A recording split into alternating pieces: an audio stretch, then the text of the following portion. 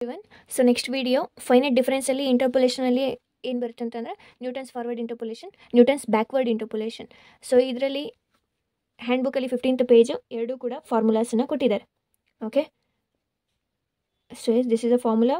So ನೀವು ಇಲ್ಲಿ find out ಮಾಡಬೇಕಿರೋದು del y nought, del square y nought, del cube y nought, next del y ಅನ್ನು, del square y ಅನ್ನು ಈ ಥರ ಫೈಂಡ್ ಔಟ್ ಮಾಡ್ಕೋಬೇಕು. ಪಿ ವ್ಯಾಲ್ಯೂ ಫೈಂಡ್ ಔಟ್ ಮಾಡ್ಕೊಂಡ್ರೆ ಅಲ್ಲಿಗೆ ಸಬ್ಸ್ಟಿಟ್ಯೂಷನ್ ಮಾಡಿದ್ರೆ ಅಷ್ಟೇ ನಿಮಗೆ ಆನ್ಸರ್ ಡೈರೆಕ್ಟಾಗಿ ಬರುತ್ತೆ. ಓಕೆ, ಸೊ ಫಾರ್ಮುಲಾಸ್ ಕರೆಕ್ಟಾಗಿ ನೋಡ್ಕೊಳ್ಳಿ. ಇಲ್ಲಿ x minus x nought by h ಬರುತ್ತೆ, ಇಲ್ಲಿ x minus x n by h. ಇದು ಎಕ್ಸ್ ನಾಟ್ ಅಂತ ಅಂದರೆ ಎಕ್ಸ್ ವ್ಯಾಲ್ಯೂಸಲ್ಲಿ ಫಸ್ಟ್ ವ್ಯಾಲ್ಯೂ, ಎಕ್ಸ್ ಎನ್ ಅಂತ ಅಂದರೆ ಎಕ್ಸ್ ವ್ಯಾಲ್ಯೂಸಲ್ಲಿ ಲಾಸ್ಟ್ ವ್ಯಾಲ್ಯೂ ಅಂತ. ಓಕೆ, ಆ್ಯಂಡ್ ಇಲ್ಲೂ ಅಷ್ಟೇ del y nought, del square y nought ಅಂತ ಅಂದರೆ ಟೇಬಲ್ ಹಾಕ್ತೀವಲ್ಲ ಅಲ್ಲಿ ಫಸ್ಟ್ನೇ ವ್ಯಾಲ್ಯೂಸ್ ಎಲ್ಲ ವೈ ನಾಟ್ ಅಂತ ಬರುತ್ತೆ. ಅದೇ ಲಾಸ್ಟ್ ವ್ಯಾಲ್ಯೂಸನ್ನು ನಾವು ಕನ್ಸಿಡರ್ ಮಾಡ್ತಿದ್ದೀವಿ ಅಂತಂದರೆ ವೈ ಅನ್ನು, ಡೆಲ್ ವೈ ಅನ್ನು ಈ ರೀತಿ ಬರುತ್ತೆ. ಓಕೆ, ಸೊ ಇಷ್ಟು ನಿಮಗೆ ಗೊತ್ತಿರಲಿ. ಸೊ ಪ್ರಾಬ್ಲಮ್ಸನ್ನು ನೋಡೋಣ. So this is a formula. So yes, ಇಲ್ಲಿ ನೋಡಿ. ಸೊ ಈ ರೀತಿ ಅವರು ಟೇಬಲನ್ನು ಕೊಟ್ಟಿರ್ತಾರೆ. ಕ್ವಶನ್ಸು ಕೂಡ ಡಿಫ್ರೆಂಟ್ ಟೈಪ್ಸಾಗಿ ಕೊಡ್ಬೋದು. ಇಲ್ಲಿ ನೋಡಿ ಎಕ್ಸ್ ವ್ಯಾಲ್ಯೂಸ್ ಅವರು ಕರೆಕ್ಟಾಗಿ ಅವರೇ ಒಂದು ಟೇಬಲ್ ಹಾಕಿ ಎಕ್ಸ್ ವ್ಯಾಲ್ಯೂಸು ವೈ ವ್ಯಾಲ್ಯೂಸ್ ಕೊಟ್ಟಿದ್ದಾರೆ. ಆ್ಯಂಡ್ ಇಲ್ಲಿ ಮೀನಿಂಗ್ ಏನಕ್ಕೆ ನಾವು ಈ ಮೆಥಡನ್ನು ಯೂಸ್ ಮಾಡ್ತಿದ್ದೀವಿ ಅಂತಂದರೆ ಎಕ್ಸ್ ವ್ಯಾಲ್ಯೂಸ್ ಕೊಟ್ಟಿದ್ದಾರೆ, ವೈ ವ್ಯಾಲ್ಯೂಸ್ ಕೊಟ್ಟಿದ್ದಾರೆ. ಆ್ಯಂಡ್ ಇಲ್ಲಿ ಈಚ್ ಎಕ್ಸ್ ವ್ಯಾಲ್ಯೂಸ್ ಇಲ್ಲಿ ನೀವು ಡಿಫ್ರೆನ್ಸ್ ನೋಡ್ಬೋದು, ಸೇಮ್ ಇದೆ. 2 ಮತ್ತು 3 ಮತ್ತು ಡಿಫ್ರೆನ್ಸ್ ಏನಿದೆ 1 ಇದೆ, 4 5 1 ಇದೆ. ಸೊ ಈ ಥರ ಇದ್ದಾಗ ನಾವು ಫಾರ್ವರ್ಡ್ ಆ್ಯಂಡ್ ಬ್ಯಾಕ್ವರ್ಡ್ ಫಾರ್ಮುಲಾನ ನಾವು ಯೂಸ್ ಮಾಡ್ತೀವಿ ಡಿಫ್ರೆನ್ಸು. ಆ್ಯಂಡ್ ಇಲ್ಲಿ ನೆಕ್ಸ್ಟ್ ಬರುವಂಥದ್ರಲ್ಲಿ ಏನಾದರೂ ಡಿಫ್ರೆಂಟ್ ಇಲ್ಲಿಗೆ ಬೇರೆ ಡಿಫ್ರೆನ್ಸು, ಇಲ್ಲಿಗೆ ಬೇರೆ ಡಿಫ್ರೆನ್ಸ್ ಇದೆ ಅಂತಂದರೆ ಬೇರೆ ಮೆಥಡ್ ಇದೆ. ಓಕೆ, ಸೇಮ್ ಡಿಫ್ರೆನ್ಸ್ ಬರ್ತಾ ಇದೆ ಅಂತಂದರೆ that is nothing but Newton forward and backward method ಅಂತ.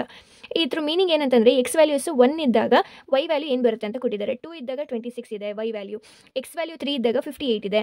ಇದು ಮೀನಿಂಗು. ಈಗ at x is equals to 1.4 ಇದ್ದಾಗ ವೈ ವ್ಯಾಲ್ಯೂ ಏನು ಬರುತ್ತೆ ಅದನ್ನು ಫೈಂಡ್ ಔಟ್ ಮಾಡೋದೇ ಈ ಕಾನ್ಸೆಪ್ಟ್. ಓಕೆನಾ? ಸೊ ಇಲ್ಲಿ ನಿಮಗೆ ಫಾರ್ವರ್ಡೋ ಬ್ಯಾಕ್ವರ್ಡೋ ಅದು ಹೆಂಗೆ ಗೊತ್ತಾಗುತ್ತೆ ಅಂತ ಅಂದರೆ ಈ 1.4 ಅನ್ನುವಂಥದ್ದು ಎಕ್ಸ್ ವ್ಯಾಲ್ಯೂಸಲ್ಲಿ ಎಲ್ಲಿಗೆ ಬಿಲಾಂಗ್ ಆಗಿದೆ, ಫಾರ್ವರ್ಡ್ ಬಿಲಾಂಗ್ ಆಗಿದೆಯಾ, ಬ್ಯಾಕ್ವರ್ಡ್ ಬಿಲಾಂಗ್ ಆಗಿದೆಯಾ. 1.4 ಅಂತ ಅಂದರೆ 4 ಅಂದರೆ 1 ಆ್ಯಂಡ್ 2 ಮಧ್ಯ ಬರುತ್ತಲ್ವಾ, ಆ್ಯಂಡ್ ಫಾರ್ವರ್ಡ್ ಆಫ್ ದ ಟೇಬಲಿಗೆ ಬಿಲಾಂಗ್ ಆಗಿದೆ. ದೇರ್ಫೋರ್ ನ್ಯೂಟನ್ಸ್ ಫಾರ್ವರ್ಡ್ ಇಂಟರ್ಪೋಲೇಷನ್ ಫಾರ್ಮುಲಾನ ಯೂಸ್ ಮಾಡಬೇಕು. ಸೊ ಫಸ್ಟು ಇದನ್ನು ಡಿಸೈಡ್ ಮಾಡಬೇಕು, ಫಾರ್ವರ್ಡಾ ಬ್ಯಾಕ್ವರ್ಡಾ ಅಂತ. ಅದಾದಮೇಲೆ ಇಲ್ಲಿ ಟೇಬಲ್ ಹಾಕೋಬೇಕು. ಟೇಬಲಲ್ಲಿ ನಿಮಗೆ ಎಕ್ಸ್ ವ್ಯಾಲ್ಯೂಸ್ ಹಾಕೋತೀರಾ, ವೈ ವ್ಯಾಲ್ಯೂಸ್ ಹಾಕೋತೀರಾ, ಡೆಲ್ ವೈ ಅಂತಂದರೆ ಏನಿಲ್ಲ, ಸಿಂಪಲ್ ಬ್ಯಾಕ್ವರ್ಡಿಂದ ಅಂದರೆ 26 - 10 ಅದನ್ನು ಈ ರೀತಿ ಮಾರ್ಕ್ ಹಾಕೊಳ್ಳಿ, ಸುಮ್ಮನೆ ಕನ್ಫ್ಯೂಸ್ ಆಗಬೇಡಿ. ಸೊ 26 - 10 ಅಂತಂದರೆ ಈ ರೀತಿ ಮಾರ್ಕ್ ಹಾಕೋತೀರಾ 16. ನೆಕ್ಸ್ಟ್ 58 - 28, 112 - 58, 194 - 112 ಈ ಥರ ಹಾಕುತ್ತೀರ. ಅಗೇನ್ ಮಾರ್ಕ್ಸ್ 32 - 16, 54 - 32, 82 - 54 ಇದೇ ರೀತಿ ಕಂಟಿನ್ಯೂ ಹೋಗಬೇಕು. ಒಂದು ನಂಬರ್ ಬರೋವರೆಗೂ ಕಂಟಿನ್ಯೂ ಈ ರೀತಿ ಟೇಬಲನ್ನು ಫಾರ್ಮ್ ಮಾಡ್ಕೋಬೇಕು. ಟೇಬಲನ್ನು ಫಾರ್ಮ್ ಮಾಡ್ಕೊಂಡ ನಂತರ ಫಾರ್ವರ್ಡ್ ಆಗಿರೋದ್ರಿಂದ ಫಾರ್ವರ್ಡ್ ಫಾರ್ಮುಲಾನ ಹಾಕಿ ಫಸ್ಟು ಪಿ ವ್ಯಾಲ್ಯೂನ ಫೈಂಡ್ ಔಟ್ ಮಾಡ್ಕೊಳ್ಳಿ. ಪಿ ಅಂತ ಅಂದರೆ ಏನು, X minus x not. X ಅಂತ ಅಂದರೆ ನಾವು ಫೈಂಡ್ ಔಟ್ ಮಾಡಬೇಕಲ್ಲ ಆ ಪಾಯಿಂಟು. ನೆಕ್ಸ್ಟ್ ಎಕ್ಸ್ ನಾಟ್ ಅಂತ ಅಂದರೆ ಎಕ್ಸಲ್ಲಿ ಫಸ್ಟ್ನೇ ವ್ಯಾಲ್ಯೂನೇ x nought divided by h ಅಂತಂದ್ರೆ ಏನು, ಯಾವುದಾದ್ರೂ ಎರಡು ನಂಬರ್ಸನ್ನು ತೊಗೊಂಡು ಡಿಫ್ರೆನ್ಸ್ ಮಾಡಿದರೆ 3 - 2 ಈಸ್ ನಥಿಂಗ್ ಬಟ್ 1. ಇದೇ ತೊಗೋಬೇಕಂತಿಲ್ಲ, ಯಾವುದಾದ್ರೂ ಎರಡು number 5 - 4 is 1. Therefore that is nothing but H.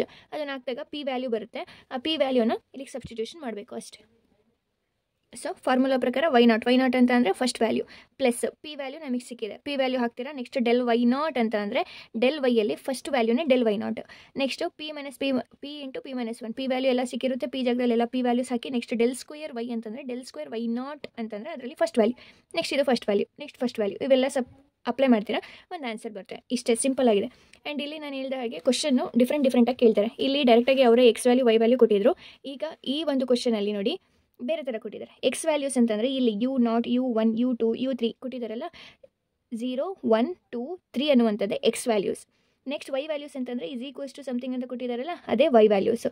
So ಈಗ ನಾನು ಫಸ್ಟು ಫಾರ್ವರ್ಡಾ ಬ್ಯಾಕ್ವರ್ಡ್ ಅಂತ ಡಿಸೈಡ್ ಮಾಡಬೇಕು. ಫಾರ್ವರ್ಡಾ ಬ್ಯಾಕ್ವರ್ಡ್ ಅಂತಂದರೆ ಏನು ಮಾಡ್ತೀರಾ, 0.5 ಅನ್ನುವಂಥದ್ದು ಎಲ್ಲಿಗೆ ಬಿಲಾಂಗ್ ಆಗಿದೆ, 0.5 ಇಲ್ಲಿಗೆ ಅಲ್ವಾ. ಸೊ ಫಾರ್ವರ್ಡೇ ಆಗಿರೋದ್ರಿಂದ ಫಾರ್ವರ್ಡನ್ನು ಟೇಬಲ್ ಹಾಕೋತೀರಾ. So table same, forward and backward ಎರಡಕ್ಕೂ ಸೇಮ್ ಇರುತ್ತೆ, ಬಟ್ ಇಲ್ಲಿ ಸಿಂಬಲ್ ಮಾತ್ರ ಚೇಂಜ್ ಮಾಡ್ಕೋತೀರಾ ಅಷ್ಟೇ. ಸೊ ಫಾರ್ವರ್ಡ್ ಬ್ಯಾಕ್ವರ್ಡು ಮೈನಸ್ ಮಾಡ್ಕೊಂಡು ಹೋಗ್ತೀರಾ, ಉಲ್ಟಾ ಮಾಡಬೇಡಿ. 238 - 225 ಆಗಬೇಕು. ಸೊ 225 - 238 ಅಲ್ಲ. ಸೊ ರಿಮೈಂಡ್ ಇಟ್ 238 - 225, 320 - 238 ಈ ರೀತಿ ರಿವರ್ಸ್ ಡೈರೆಕ್ಷನಲ್ಲಿ ಒಂದು ನಂಬರ್ ಬರೋವರೆಗೂ ಟೇಬಲನ್ನು ಫಾರ್ಮ್ ಮಾಡ್ಕೋತೀರಾ. ಅದಾದ ನಂತರ ಫಾರ್ವರ್ಡ್ ಆಗಿರೋದ್ರಿಂದ ಫಸ್ಟ್ ಫಾರ್ಮುಲಾ ಹಾಕೋತೀರಾ. ಪಿ ವ್ಯಾಲ್ಯೂ ಬೇಕು ಅಂತಂದರೆ ಎಕ್ಸ್ ಅಂತಂದರೆ ನಾನು ಎಲ್ಲಿ ಫೈಂಡ್ ಔಟ್ ಮಾಡಬೇಕಲ್ಲ ಅದೇ ಎಕ್ಸ್ ನಾಟ್ ಅಂತಂದರೆ ಎಕ್ಸ್ ವ್ಯಾಲ್ಯೂಸಲ್ಲಿ ಫಸ್ಟ್ನೇ ವ್ಯಾಲ್ಯೂನೇ x nought divided by h ಅಂತ ಅಂದರೆ ಯಾವುದಾದ್ರೂ ಎರಡು ನಂಬರ್ಸಿನ ಮಧ್ಯೆ ಇರುವಂತಹ difference 2 - 1 that is 1. So p value ಬರುತ್ತೆ, ಅದನ್ನು ಇಲ್ಲಿಗೆ ಹಾಕ್ತೀರಾ ಆನ್ಸರ್. ಆನ್ಸರ್ ಬರುತ್ತೆ. ಸೊ ಇದು ಸೇಮು ನೋಡಿ, 80, 85, 90, 95, 100 ಇದೆ.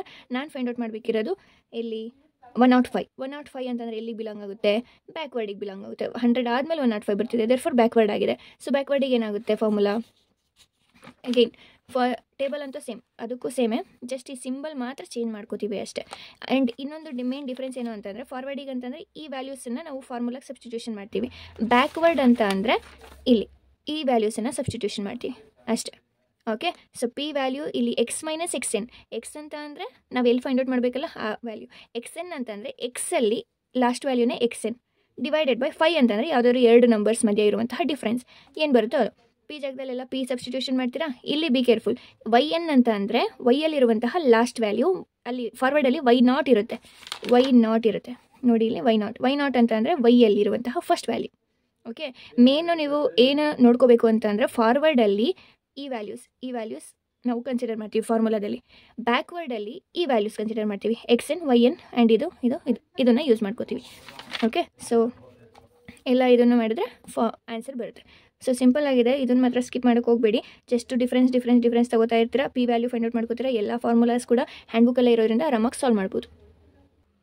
ನೆಕ್ಸ್ಟು ಲೆಗ್ರಾಂಜೆ ಇಂಟರ್ಪೋಲೇಷನ್ ಫಾರ್ಮುಲಾ ಅಂತೂ ಇನ್ನೂ ಇದ್ದಿದ್ದು ಈಸಿ. ಇದರಲ್ಲಿ ನೀವು ಟೇಬಲನ್ನು ಫಾರ್ಮ್ ಮಾಡೋದು ನೆಸೆಸಿಟಿ ಇಲ್ಲ. ಜಸ್ಟ್ ಅವ್ರು ಏನು ಕೊಟ್ಟಿರ್ತಾರೋ ಇನ್ಫಾರ್ಮೇಷನ್ ಅದನ್ನು ಫಾರ್ಮುಲಾಗೆ ಹಾಕಬೇಕು ಅಷ್ಟೇ. ಇಲ್ಲಿ ನೋಡಿ, ಫಾರ್ಮುಲಾ ಈ ರೀತಿ ಇರುತ್ತೆ. ಎಕ್ಸ್ ಅಂತ ಅಂದರೆ ನಾವು ಯಾವ ಪಾಯಿಂಟಲ್ಲಿ ಫೈಂಡ್ ಔಟ್ ಮಾಡಬೇಕು ಅದು. ನೆಕ್ಸ್ಟ್ X1, X2 ಇವೆಲ್ಲ ಇಲ್ಲೇ ಇರುತ್ತೆ. X0, X1, X2, X3 ಇದನ್ನು ಫಸ್ಟ್ ಬರ್ಕೋಬೇಡಿ. ಅವ್ರು ಕೊಟ್ಟಿರೋ information X0, X1, X2, X3, X4. Okay, next Y0, Y1, Y2, Y3, Y4 ಇದನ್ನೆಲ್ಲ ಇಲ್ಲಿ ಜಸ್ಟ್ ಅಪ್ಲೈ ಮಾಡ್ಕೊಂಡು ಹೋಗಬೇಕು. ಎಕ್ಸ್ ಮೈನಸ್ ಎಕ್ಸ್ ಒನ್ ಅಂತಂದರೆ ಎಕ್ಸ್ ಅಂತಂದರೆ ನಾವು ಎಲ್ಲಿ ಫೈಂಡ್ ಔಟ್ ಮಾಡಬೇಕು ಅದು. X1 ಅಂತಂದರೆ ಇಲ್ಲೇ ಇರುತ್ತೆ, X2 ಅಂತಂದರೆ ಇಲ್ಲೇ ಇರುತ್ತೆ, XN ಅಂತಂದರೆ ಲಾಸ್ಟ್ನೇ ವ್ಯಾಲ್ಯೂ. ಈ ರೀತಿ ಜಸ್ಟ್ ಇಲ್ಲಿಗೆ ಅಪ್ಲೈ ಮಾಡಿದ್ರೆ ನಿಮಗೆ ಆನ್ಸರ್ ಬರುತ್ತೆ.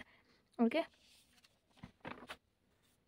ನೆಕ್ಸ್ಟು ಇದ್ರ ಜೊತೆಗೆ ಟ್ರೆಪಿಸಾಯ್ಡಲನ್ನು ನೋಡ್ಕೊಳ್ಳಿ. ಟ್ರೆಪಿಸಾಯ್ಡಲ್ ಸಿಂಪ್ಸನ್ಸ್ 1/3, 3/8 ಇದು ಕೂಡ ಇಂಪಾರ್ಟೆಂಟು.